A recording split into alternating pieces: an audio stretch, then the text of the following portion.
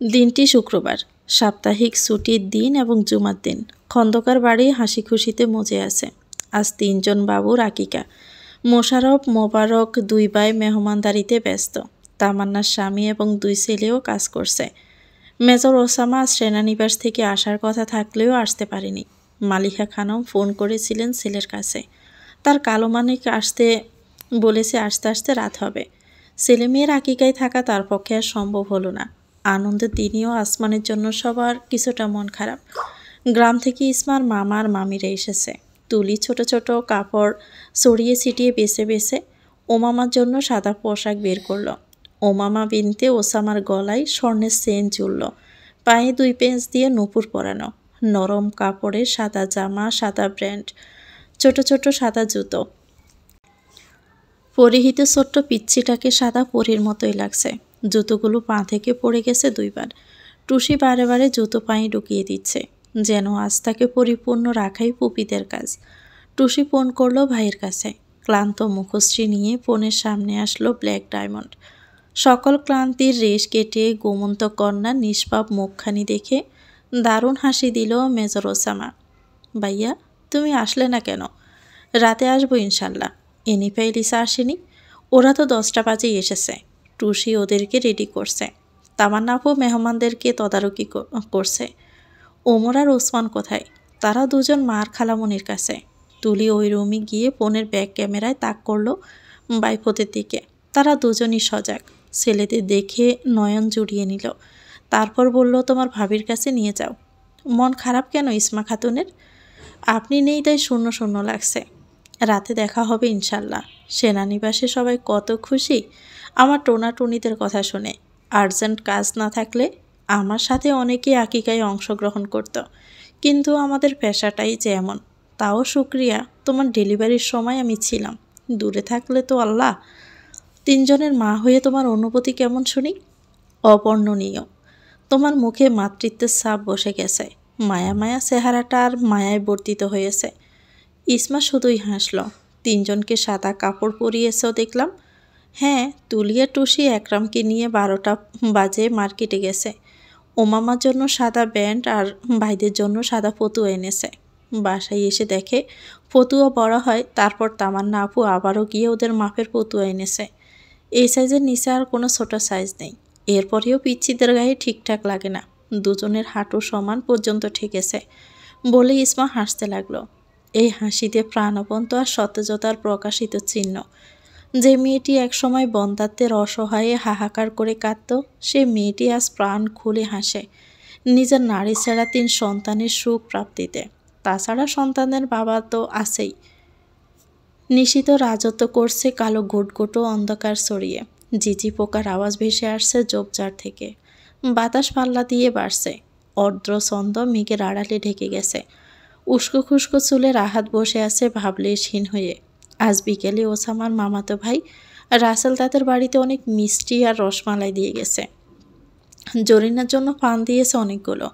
সেই মিষ্টি একটাও রাহাত গলধরণ করতে পারেনি। এই মিষ্টি তো রাহাতের গলায় গিয়ে কাটার মতো ফুটবে। রাহাত আজ গন্তব্যবিহীন। নিজেকে নিজেই ধিক্কার দেয়। অলস ভঙ্গিতে উঠে দাঁড়িয়ে বাড়ির দিকে হাঁটা ধরল।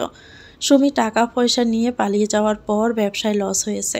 এ ব্যবসা ছাড়া আর কোনো কাজও জানে না। বংশের বাতি জ্বালানোর বাহানায় দ্বিতীয় বিয়ে করে স্বাদ মিটাতে গিয়ে রাহাতের জীবনের বাতি নিভে গেছে। বাড়িতে ঢুকতে দেখল জরিনা নীরব কান্নায় পড়ে আছে। বোনেরা চুপচাপ নতমুখে মায়ের পাশে বসে আছে। রাহাত কিছু না বলেই নিজের ঘরে চলে যাবে, তখনই এক প্রতিবেশী মুখ বাঁকিয়ে প্রশ্ন করল, রায়হান কি রাহাতের ছেলে নাকি সুমির আগের প্রেমিকের অবৈধ ফসল? কারণ ইসমার তো কোনো সমস্যা নেই। ইসমার কোল ভরে 3জন এসেছে, তবে সমস্যা হলে রাহাতেরই হবে। জরিনা শ্বাস বন্ধ করে টলটলে চোখে নিথর চোখে চেয়ে আছে। আর রাহাত দরজা বন্ধ করে দফাস করে শুয়ে পড়ল বিছানায়। পাশের বালিশে চোখ ফিরিয়ে তাকিয়ে রইল। এই খাটে এই বিছানায় এই ঘরে আগে ইসমা অবস্থান করেছে। যেদিন সুমি এই ঘর সহ বরদখল করেছিল, সেদিন ইসমা কি করে শুয়েছে নিজের স্বামী আর সতীনের আগামী ভবিষ্যতের রচনা। আজ রাহাত অনুভব করতে পারছে ইসমার ওই দিনগুলোর অসহায় বোধ আর মানসিক যন্ত্রণা। নরম মনের মেয়েটাকে তার মা বোনেরা ফিসে মেরেছে। রাহাত অপরিচিত রূপ দেখিয়েছে, মারধর করেছে, আর শেষ পর্যন্ত বাচ্চা দানে অক্ষম বলে খোঁটা দিয়েছে। বছর ঘুরে কতটা বদল হয়েছে আজ রাহাতের উপর প্রশ্ন উঠেছে তার সমস্যা আছে কিনা, রায়হান তার উরুরজাত সন্তান কিনা। ইসমা শেষ দিন বলেছিল তার আত্মার অভিশাপ প্রত্যেকের উপর লাগবে, লেগেও গেছে। মাজলুমের হাহাকার বড় আর্তনাদ একদল অভিশাপ রূপে জালেমদের উপর পতিত হয়েছে। এখন বাজে রাত 1টার উপরে। মেজর ওসামা খন্দকার ইউনিফর্ম গায়ে ক্লান্ত দেহে বাড়িতে প্রবেশ করল। কেউ ঘুমায়নি তার প্রতীক্ষায়, এমনকি তার সানারাও সজাগ। রাতে তারা 3জন ফিটফিট করে চোখ খোলা রাখে। সবার সাথে কথা হলো। নিজের রুমে এসে নর্মাল পোশাক গায়ে দিয়ে এক পলক অর্ধাঙ্গিনী দিকে দৃষ্টি দিয়ে মুস্কি হাসি ঝুলিয়ে চলে গেল ড্রয়িং রুমে। পালাক্রমে 3জন টোনাটুনিকে কোলে নিয়ে কত আদর করল। মালিহা খানম জানিয়েছে ইসমা ঘুমিয়ে পড়েছে। ইসমার খাওয়ার কথা শুনে নিজেও খেয়ে নিল। তুলির কোলে ওমামা, মানজিয়া খানমের কোলে ওসমান আর টুসির কোলে ওমর। ওসমান শিশি করে দিয়েছে।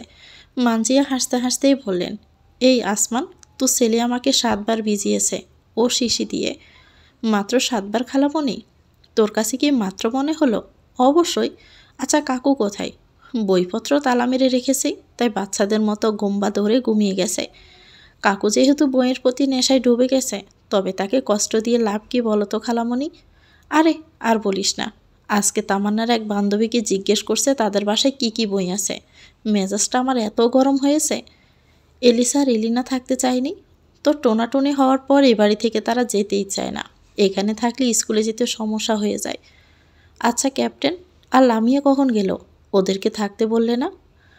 ওরা বিকেলে গিয়েছে, থাকতে বলেছিলাম, কিন্তু রিয়াদের নাকি জালালাবাদে কি দরকার আছে, তাই যেতে হয়েছে। লামিয়া থাকতে চেয়েছে, রিয়াদের জন্য পারেনি। জালালাবাদ ক্যাপ্টেনের জরুরি কাজ আছে। অবশ্য কাজটা আমার, ক্যাপ্টেনকে বলবো লামিয়াকে নিয়ে আবার আসতে। কথা বলতে বলতে খাওয়া শেষ হয়ে গেল। তাহিয়া খাতুন ফর্মুলা দুধ বানিয়ে ওমামার মুখে ধরল। মেজর ড্রয়িং রুম ত্যাগ করে ইসমা খাতুনের কাছে চলে গেল। ইসমা চোখ খুলে দরজার দিকে তাকিয়ে আছে। ইসমার কপালে স্নিগ্ধ পরশ এঁকে দিয়ে মোলায়েম কণ্ঠে জিজ্ঞেস করল, টোনাটুনিদের কারণে ঘুমোতে পারো না তাই না? আমার ঘুম আগের থেকেও পাতলা হয়ে গেছে। ক্ষীণ গলার কান্নার আওয়াজ শুনলেই আমার ঘুম ভেঙে যায়। বিগত রাতগুলোতে আমার সাথে মা ছিল, তুলি ছিল, টুসি ছিল, শাশুড়ি, খালা শাশুড়ি তারাও ছিল গত রাতে। একজন দুধ বানায়, একজন কাঁথা পাল্টে দেয়, আরেকজন কাপড় পরিয়ে দেয়। আমার তেমন কিছুই করতে হয় না। বাড়ি অবাক লাগে আমার। কেন তোমার অবাক লাগে? এটা কি আমার সত্যি শ্বশুর বাড়ি? এটা নিয়েই আমার অবাক লাগে। আমার ননদ দুজন আমার কত খেয়াল রাখে। তামান্না আপু আজ মাথায় চিরুনি করে দিয়েছে। আরিফ ভাইয়ের ব্যাপারে খুঁটিনাটি সব বলে। আমার সাথে দুলাভাইয়ের কথা শেয়ার করে আর হাসে। অথচ আগেও আমার ননদ ননাস ছিল। তাদের সবার আচরণ তো আপনার জানাই আছে। ইসমা আবেগে জড়িয়ে গেছে কথাগুলো বলতে বলতে। মেজো দুহাতে প্রিয় বধূর মুখটি আজলায় নিয়ে পরখ করল। কাটা দাগে স্লাইড করে মোহনীয় স্বরে বলল, ভাগ্য পরিবর্তন আমাদের হাতে নেই, কিন্তু ভাগ্য কিছুটা হলেও আমরা বদলাতেই পারি। ইসমা অতিশয় বিস্মিত হয়ে বলল, মানুষ কিভাবে ভাগ্য বদলায়? সে কথা বলিনি, ভালো করে বুঝিয়ে বলুন। ভাগ্য 2 প্রকার, তাকদিরে মুবরাম, তাকদিরে মুআল্লাক।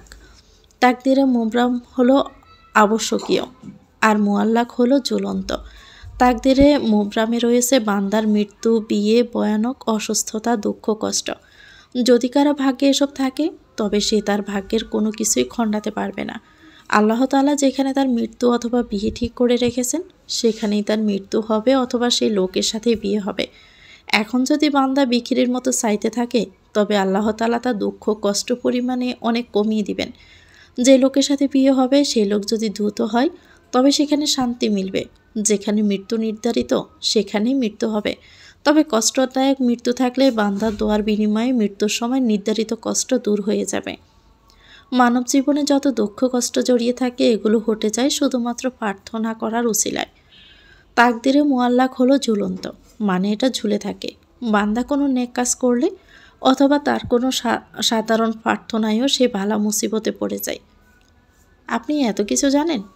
এত বেশি জানি না, তবে ভাগ্য নিয়ে আলোচনা করতে ভয় লাগে।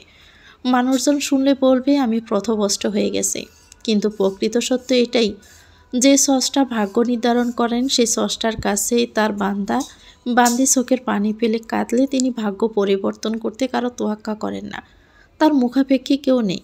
রাসূলুল্লাহ সাল্লাল্লাহু আলাইহি সাল্লাম বলেছেন, দোয়া হলো মুমিনের হাতিয়ার, দোয়া হলো মুমিনের আসল অস্ত্র, দোয়া হলো সকল ইবাদতের মূল।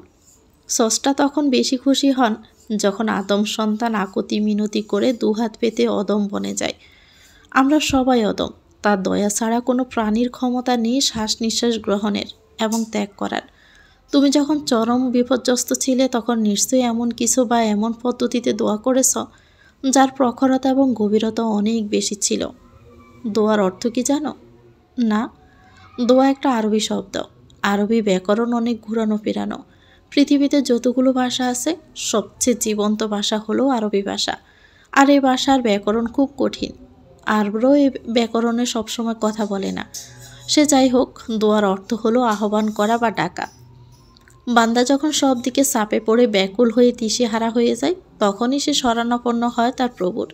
ওই সময় ডেকে ওঠে মাওলা বলে। তখন অন্তরের যাতনা কষ্ট ক্লান্তি থেকে যে হিঁচকি ওঠে ওটা কবুল হয়ে যায়।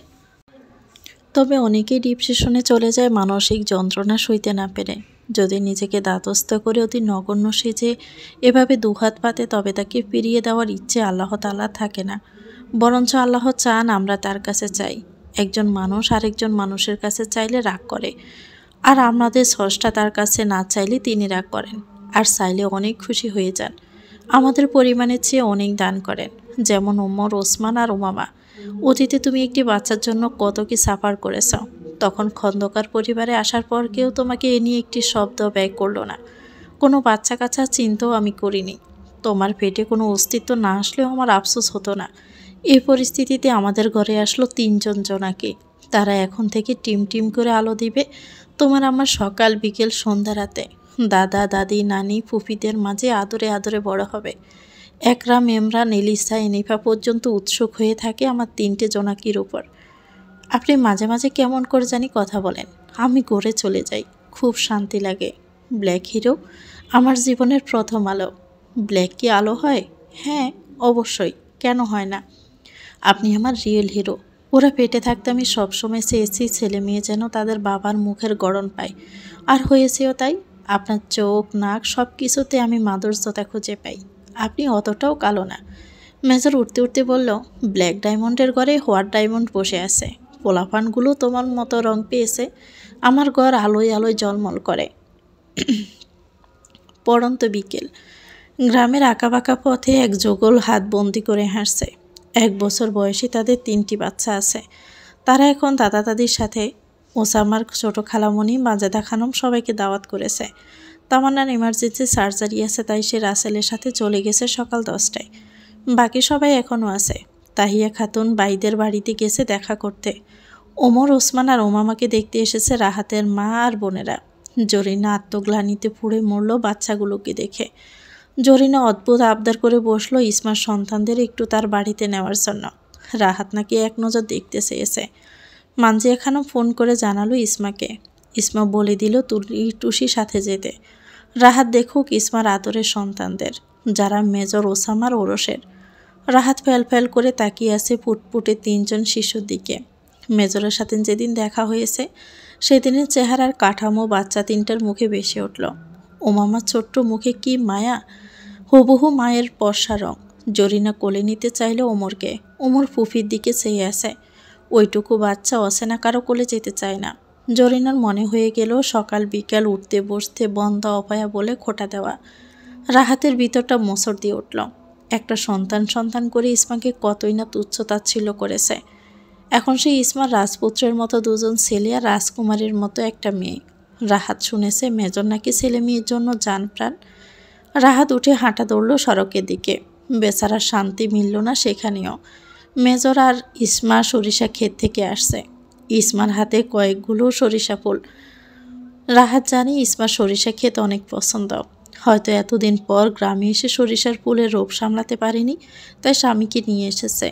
রাহাত পাকা রাস্তায় ঠায় দাঁড়িয়ে রইল। পা চলছে না আর।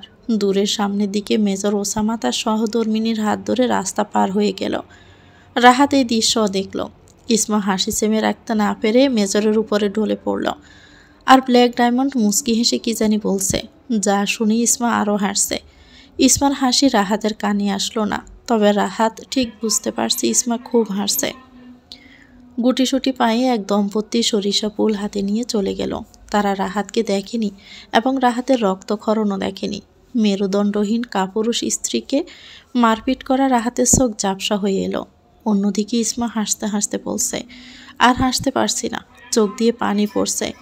নিরিবিলি রাস্তায় মেজর প্রিয় নারীর হাতের পৃষ্ঠদেশে নরম চুমু দিল। রাহাত এটাও দেখতে পেল। কি আশ্চর্য, তারা হাসি ঠাট্টায় এতটাই বেখেয়ালি যে অদূরে দাঁড়িয়ে থাকা রাহাতকে দেখতেই পেল না।